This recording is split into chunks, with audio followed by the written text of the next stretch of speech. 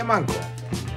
Dzisiaj mamy dla Was odcinek, taką trochę pogadankę, ze względu na to, że skończyliśmy już naszą podróż i było parę pytań właśnie co i jak i właśnie dlatego zaczynamy na nie odpowiadać. Także zaczynamy. Ala, ty pierwsza. Ale co, ja pierwsza zadaję pytanie? Twoje pytanie. Moje pytanie? Dobra, będzie moje pierwsze. No właśnie, że ty miałeś przygotowane. Przed chwilą gadaliśmy, dobra, to kto pierwszy? Jesteśmy, dobra, to w takim razie Piotrek zacznij. To teraz na wizji. Nie, wcale tak nie było. Wcale, miałeś przygotowane. Ale chciałem, żebyś się wykazała, ale żebyś dała swoje pytanie na przykład. Okej. Dobra, no to lecimy. Pierwsza sprawa. Jak organizujecie się z lotami? Kupujecie bilety w jedną stronę do danego kraju, później dopiero bilet powrotny, gdzie je znajdujemy i tak dalej. No to jest pytanie, które jest takie mocno podróżnicze, jest bardzo proste. My robimy to bardzo prosto, bo po prostu wyszukujemy biletów na Skyscanner. No to jest miejsce, strona internetowa, na której po prostu chyba każdy wyszukuje i nie ma co kombinować.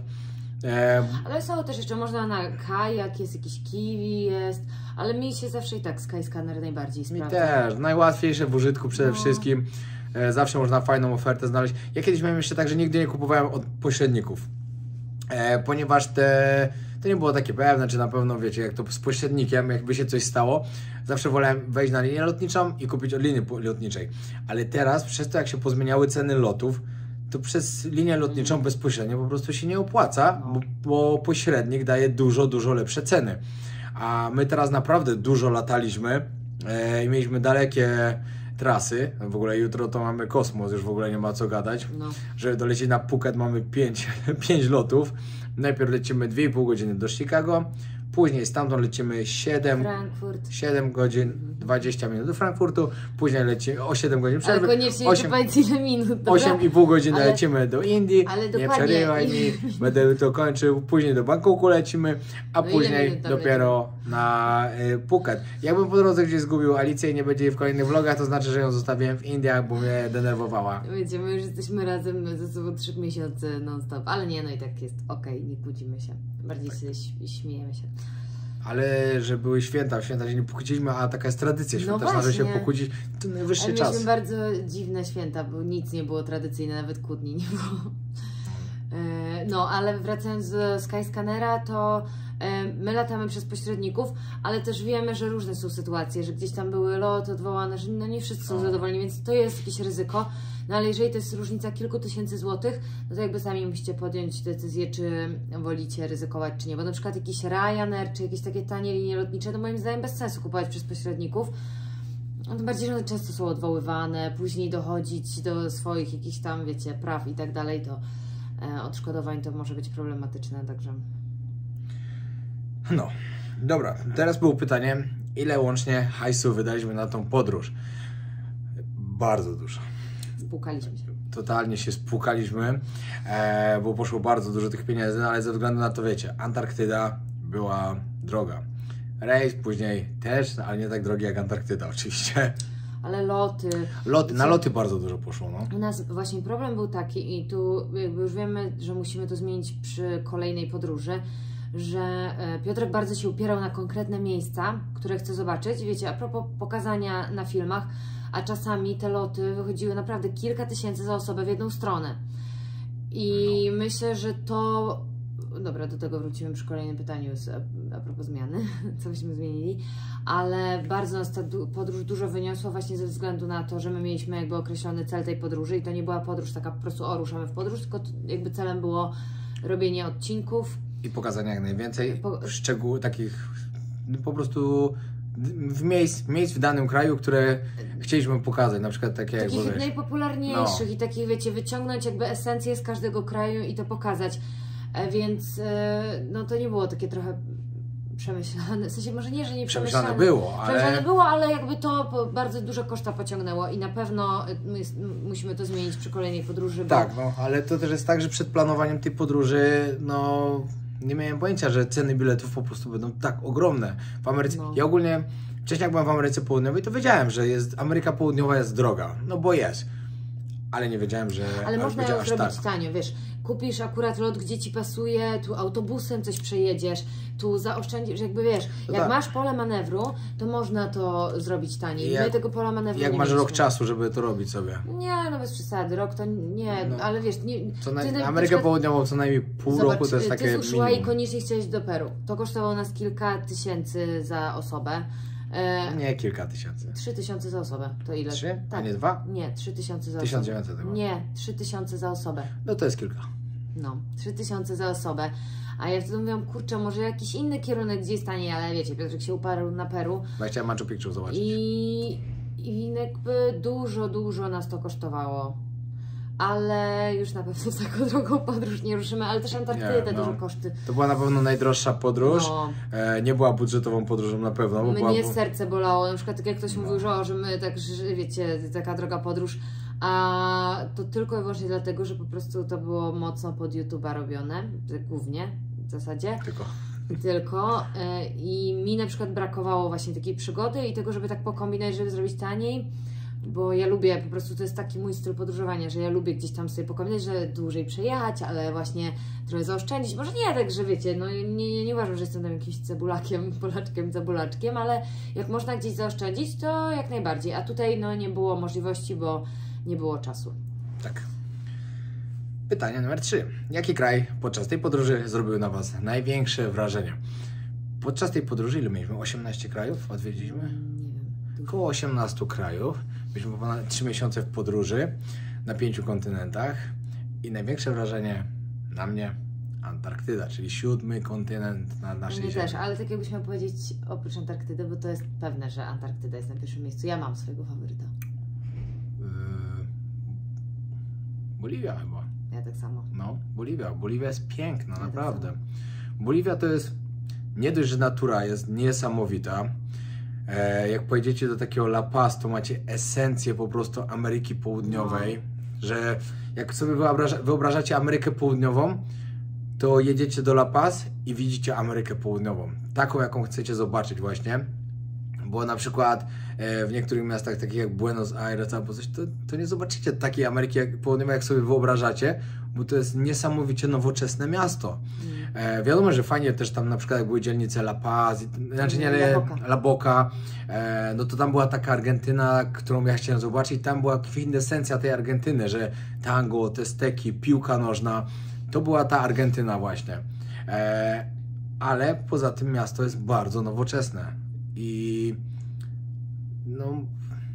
no zdecydowanie najlepszym takim miejscem było La Paz, które było taką kwintesencją Ameryki Południowej i w ogóle cała Boliwia, bo... No właśnie, bo La Paz, mi na przykład La Paz się tak Znaczy, nie bardzo podobało. La Paz było kwintesencją, bo tam były te kobiety przebrane, to wszystko, to była taka... Fajnie zobaczyć, ale w Boliwii natura. Natura to była petarda.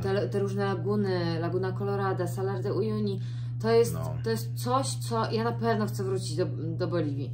Tak jak są takie kraje, że chciałabym wrócić, ale nie jakoś tak, wiecie, bardzo tam w jakimś tam najszybszym czasie. O tyle Boliwia to jest dla mnie naprawdę Salar de Uyuni w tym sezonie, kiedy to jest ta tafla. No, jak jest tafle, bo powiem Wam, że ta pustynia solna właśnie, zanim tam przyjechaliśmy, to wiecie, no ja wiedziałem, że to będzie piękne, bo widziałem już u Piotrka wcześniej, u Pola oczywiście, u Bazy widziałem.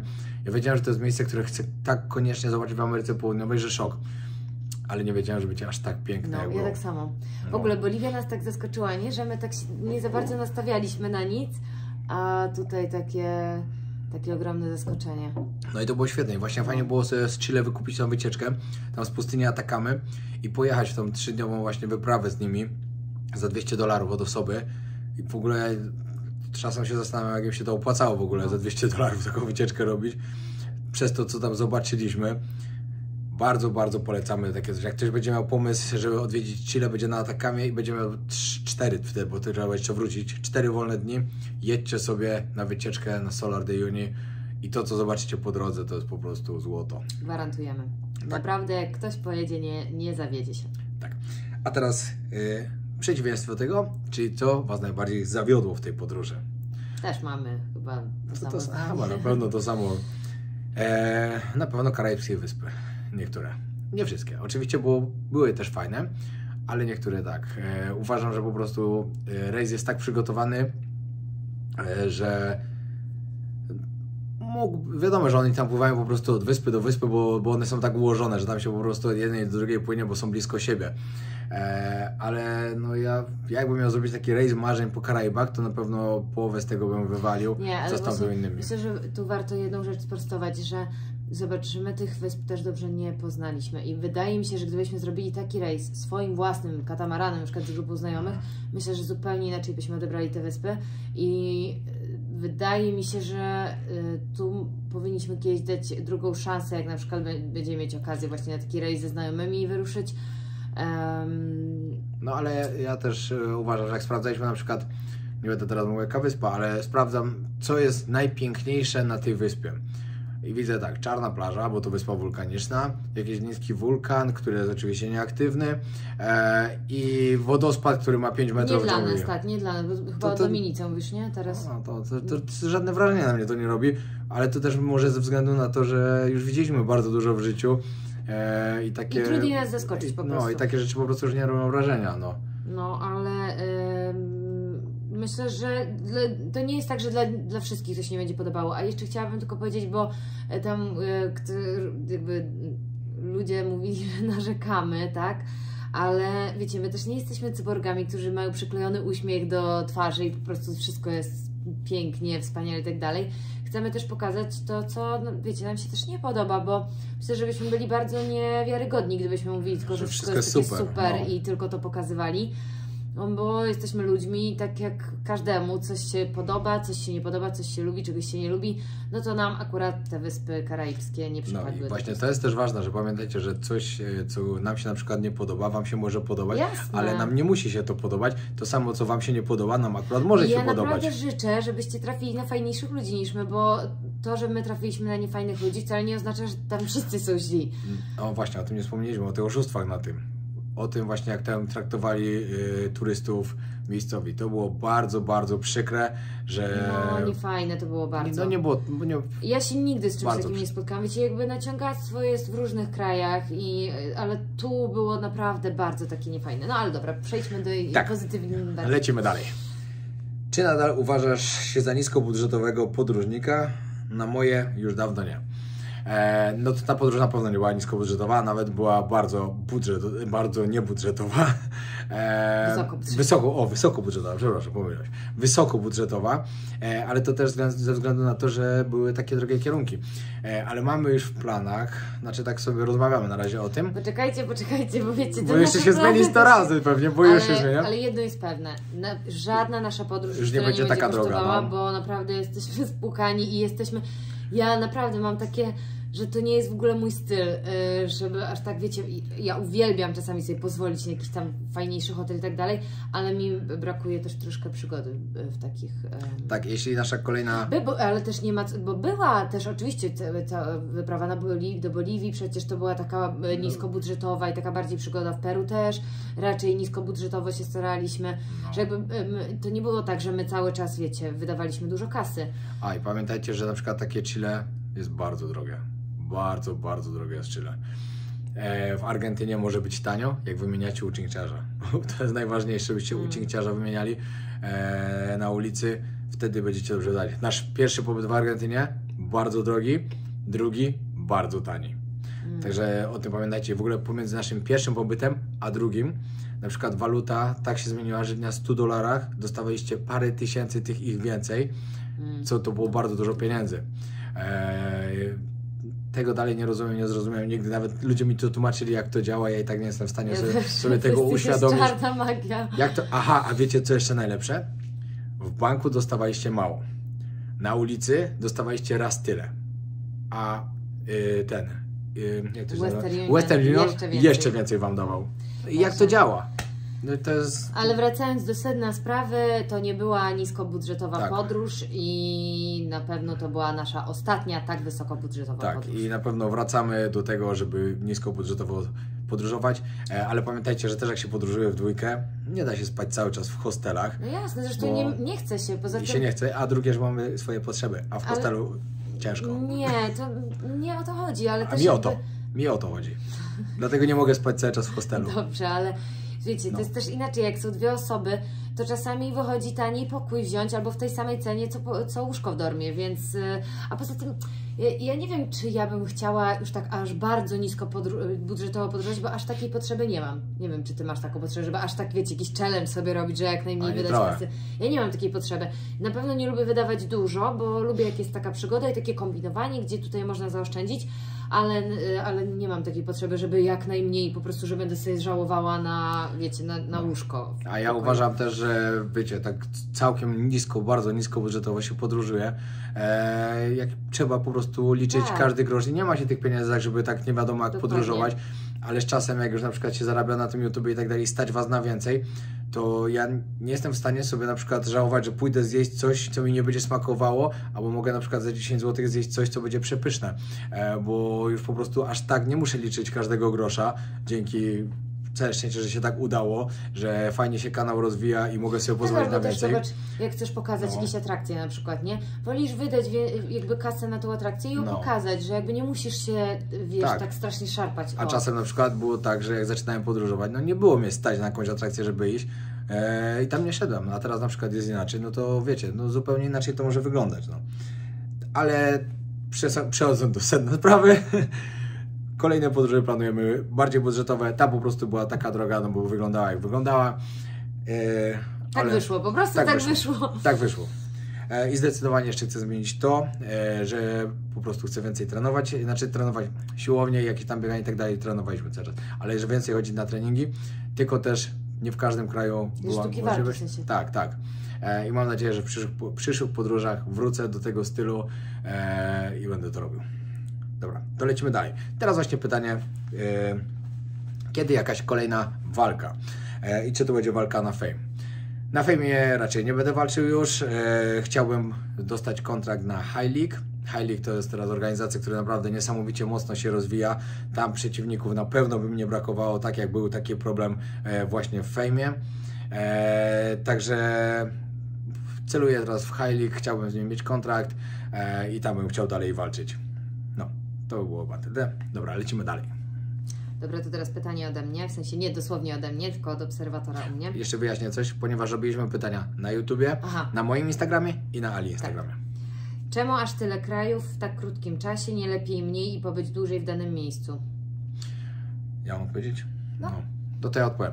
Ponieważ robię YouTube'a.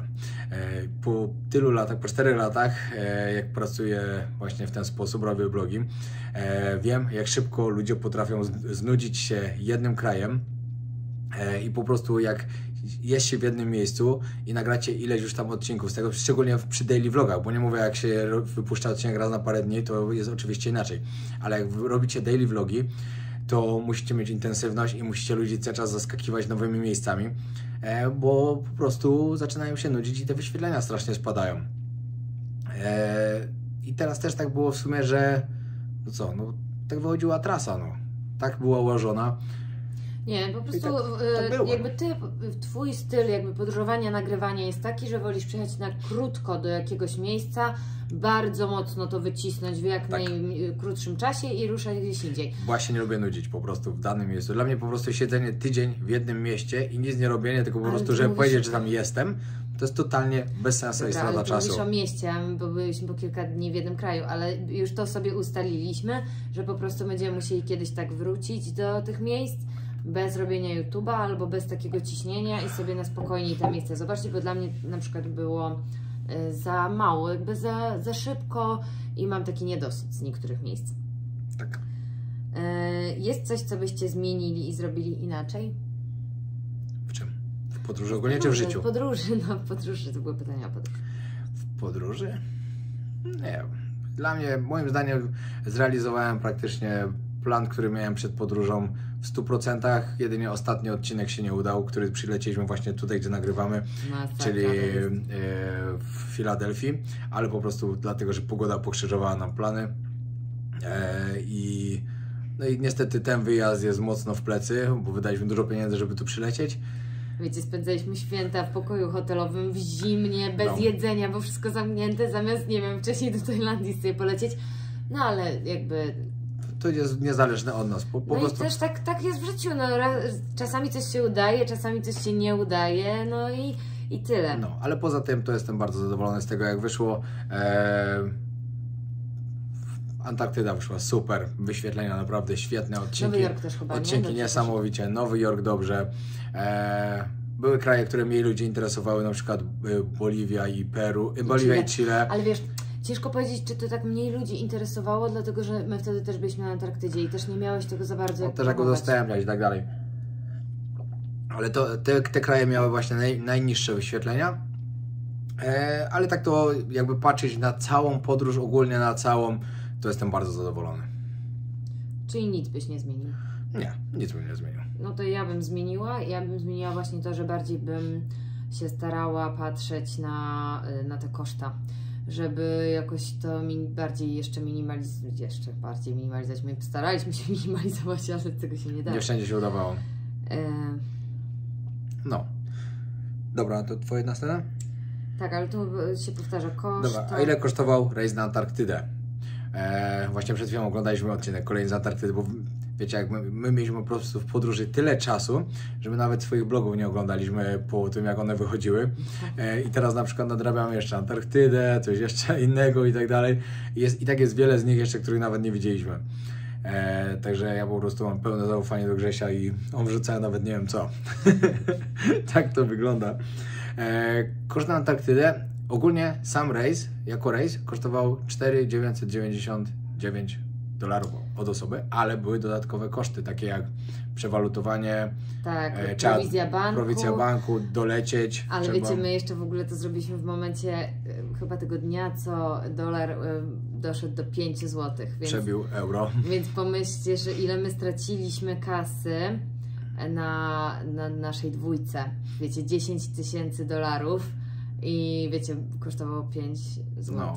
Teraz chyba jest po 4,40, to pomyślcie, 6,000 na przykład złotych jesteśmy tak w plecy, przez to, że waluta mieliśmy dobrą cenę, więc... No, cena była bardzo dobra, no szukałem i wyszło, tak miało. I to była już taka last minute, pamiętajcie, normalnie to tyle nie kosztuje, normalnie trzeba zapłacić od 8 do $12,000 za takie coś. Największe podróżnicze, jeszcze niespełnione marzenie. Ala? Ojejku, teraz to nie wiem, bo tak bardzo długo miałam w głowie tą Antarktydę, że teraz mam bardziej takie cele niż takie, wiecie, marzenia. Na pewno chciałabym zobaczyć, nie wiem, Malediwy, chciałabym zobaczyć. Dużo miejsc odwiedziłam teraz podczas tej podróży, które bardzo chciałam. Ty może pierwszy, bo się chwilkę zastanowię. A nie, dobra, wiem. Dawaj. Tak już, Islandia. Islandia jest moim marzeniem. No a moim? Wiecie co, ja już mówiłem właśnie kiedyś o tym, że mi jest ciężko powiedzieć, jakie jest takie marzenie podróżnicze, bo po prostu jak mam tak, że po prostu chcę coś zrobić, to staram się to zrobić. Ale w sumie to jest spełnianie marzeń. Ale takim... takim naprawdę marzeniem no to Polinezja francuska na pewno, że na Bora Bora sobie polecieć. Afganistan chcę zobaczyć na pewno i to bym chciał jako mój 100. kraj, żeby po prostu zapamiętać, że to był mój 100. kraj, który odwiedziłem. I jeszcze Tybet myślę, że to jest takie coś, co też chcę zobaczyć na pewno. Tybet do jakiegoś klasztoru Shaolin bym chciał pójść, zobaczyć, jak oni tam żyją. No, chyba to są takie 3 kierunki, które mi się marzą i no i na przykład tu trzeba poczekać, że otworzą Chiny. Do Afganistanu pojadę w przyszłym roku, jak wszystko dobrze wyjdzie. A Polinezja francuska, no to będą wakacje po prostu, to jak kiedyś znajdziemy czas na wakacje w naszym intensywnym życiu, to polecimy. Tak, ale Polinezja też jest droga, no, więc to jest musimy droga, nareszcie się odbić. Tam trzeba się odbić. Wiecie. Tam się trzeba dobrze odbić, żeby polecieć, bo no właśnie, my musimy się teraz odbić po tym po naszej podróży, żeby myśleć o takich drogich kierunkach na razie. Zdecydowanie, no. No, ale jakby to, jak to kiedyś wyjdzie, to będzie fajnie. No, kiedyś sobie tak polecimy. Kiedyś sobie polecimy, no. Dobra, czekajcie, bo mi się wyłączyło. O, Piotrek, gdzie będziesz w Tajlandii i czy można się umówić z Tobą na trening? Na Phuket i będę trenował w Bang Tao, bo tam mamy swoje obozy Muay Thai. Będą w styczniu, w lutym i w marcu. A nie, w marcu będziemy mieli na Rawaju, bo w marcu to będzie typowy taki Muay Thai w tej szkółce, którą mieliśmy pierwszy obóz. No i tam będzie w marcu, a tak to na Bangtao. Czy udało Ale Ci można się umówić na trening, czy nie? Na to pytanie nie mogę odpowiedzieć. Nie, bo tak szczerze mówiąc, lepiej wpaść na trening po prostu, tak sobie wpaść. Bo jak ja z kimś robię prywatną lekcję, to ja za to kasuję dużo, bo tak po prostu. Także lepiej chyba normalnie wpaść do nas na trening. Chyba że naprawdę ktoś chce prywatną lekcję, tak żeby sobie potrenować tylko dwójkę, no to można, trzeba się... ale za grube pieniądze. Za grube hajsy, no. Nie, no wtedy się trzeba do mnie odezwać na Instagramie i się dogadamy. Czy udało się zrobić film z dzielnicy zombie? No niestety się nie udało. To był właśnie cel tej podróży tutaj, no i nie udało się ze względu na pogodę, no. Powiem Wam, że właśnie to jest takie, że my naprawdę dużo kasy, powiedzmy, może straciliśmy, ciężko powiedzieć, wiecie, trzeba było kupić, ogólnie to był plan na Stany Zjednoczone, no i później wyszło Las Vegas, Los Angeles, później ta Filadelfia. No i wiecie, i tak... Ten odcinek to miał być takie podsumowanie tej podróży i nie, żeby jakoś pokazać ze złej strony, tak dalej, tylko pokazać, co tu się wyprawia, jak to jest w ogóle możliwe, że takie coś się dzieje. Wiecie, no niestety mi się nie udało tego odcinka zrobić, także jak ktoś jest zainteresowany, to wpiszcie sobie Zombie Street Philadelphia. Kiedyś zrobimy ten odcinek, bo no, zrobimy naprawdę... na pewno, ale to tak będzie też lepsza pogoda, no. Bo przy minus 10 stopniach raczej byśmy tam za dużo nie nakręcili. I to było za duże ryzyko, na przykład wynajmowania samochodu i tak czegoś, bo tu były duże koszta. U nas na przykład w hotelu parking na samochód $50. No, za noc. Tak, za 2 noce to już mamy $100 za samochód i tak dalej. No po prostu trzeba było przyjąć na klatę, że się nie udało i tyle. Dokładnie. Nie było to proste, bo wiecie, co święta, jest pierwszy dzień świąt. Właśnie teraz jak to nagrywamy, nie mieliśmy co jeść, więc naprawdę no co wczoraj zamówiliśmy kebaba za 250 zł. Jedyna w ogóle rzecz jaka przyjechała, kto w ogóle pracował o tej porze w święta. Masakra, było takie niedobre, no ale cóż. No cóż, zdarza się. Nie męczy Cię już to podróżowanie. Jasne, że czasem męczy. Od razu zaznaczam tak. Podróżowanie to jest mój styl życia, ja to kocham, uwielbiam i tak dalej, ale nikt nie jest cyborgiem i każdy potrzebuje przerwy od tego. Bo podróżowanie, żeby sobie pojechać na wakacje, znaczy ja nie nazywam wakacji, nie nazywam podróżowania, wakacje to wakacje, ale podróżowanie z plecakiem, a jeszcze podróżowanie blogera podróżniczego, który kręci codziennie daily vlogi i tak dalej, to jest robota i to jest naprawdę robota, która męczy bardzo, bo jesteście 24 godziny na dobę w pracy. No nie, no powiedzmy, dobra, bo jeszcze śpicie. kilka na scen. Dobra, jeszcze śpicie, ale też jak już śpicie, to myślicie o tym, co będziecie jutro kręcić. No jest to na pewno bardzo intensywny czas. Tak. Powiem Wam, że jak oglądamy vlogi Piotrka, takie sprzed 2 lat, jak on się zmienił. Jak ja się zestarzałem, ja to jest mówię szok. do Piotrka, kurczę, ja już czuję, że u mnie będzie podobnie. No. Nie no, ale naprawdę miała teraz taką szkołę podróżowania takiego, że idzie się zajechać tym mocno. No, ale widzisz, bo... Za długo to było już. Za długo i tak na siłę, no te Stany już były mocno na siłę. No. I też to nie jest do końca mój styl, więc ja i tak, no, wydaje mi się, no nie narzekałam, ani jakby, no, wydaje mi się, że się dobrze dogadywaliśmy, skoro się jeszcze nie pozabijaliśmy, ale ja wolę ogólnie, jeśli chodzi o podróże takie, co mi w duszy gra, to ja lubię bardziej na spokojnie, właśnie tak bardziej, wiecie, to miejsce chłonąć. Tak, tylko to podróżowanie właśnie, to jest różnica między podróżowaniem, a podróżowaniem i robieniem YouTube'a. No, to jest ta różnica. Dokładnie, więc ja mówię teraz o podróżowaniu, ale jakby teraz podróżowaliśmy i robiliśmy YouTube'a i ja jakby totalnie to, wiecie, zaakceptowałam, ta podróż tak wygląda i okej, ale na pewno w przyszłości wiem, że muszę do tych miejsc wrócić, bo czuję właśnie niedosyt, tak jak już mówię. No i czy to męczy? Tak, męczy. I to bardzo. Męczy i to bardzo. Dlatego już się nie możemy doczekać, jak jutro wsiądziemy w samolot i polecimy sobie do domu. W samolot. W 5 samolotów. I po 2 dniach dotrzemy dopiero do Bangkoku, a później dopiero na Phuket. Ja się normalnie chyba popłaczę na tym lotnisku, bo ja wiem, że teraz mi się chce płakać, jak o tym myślę, że już wrócę do Tajlandii. Już tak tęsknię, naprawdę. Uwierzcie, że się bardzo cieszymy. Mimo tego, w jakich pięknych miejscach byliśmy i tak dalej, to się tak cieszymy, że już wracamy do Tajlandii.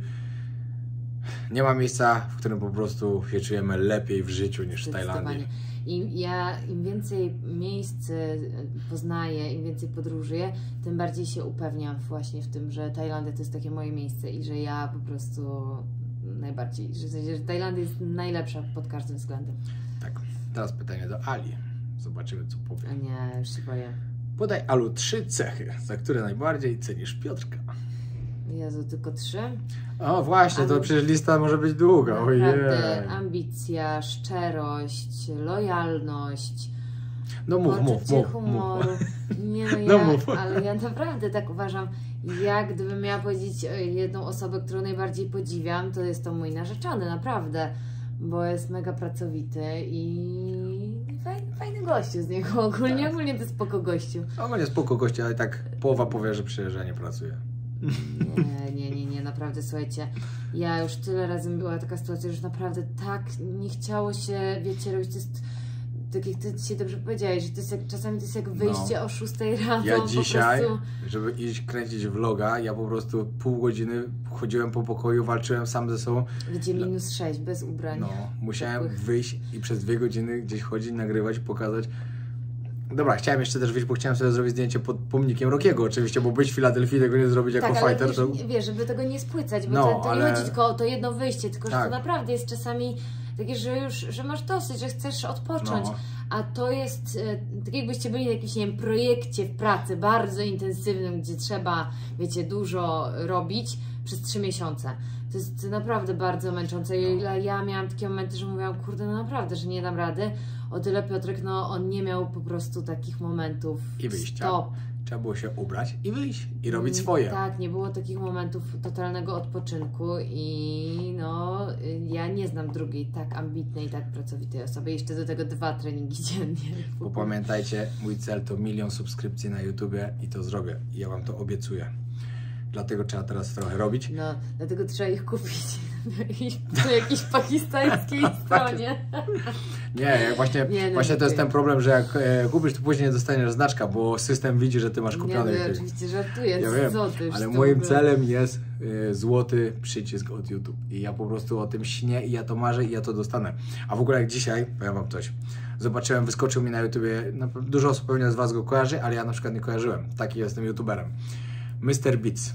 Gościu jest numerem 1 na świecie, ma 123 miliony subskrybentów. Ale wiesz, jak to później idzie jak kula śnieżna i masz więcej ale wyobraźcie sobie, on co wrzuca filmik, to ma 100 milionów, 80 milionów, 90 milionów.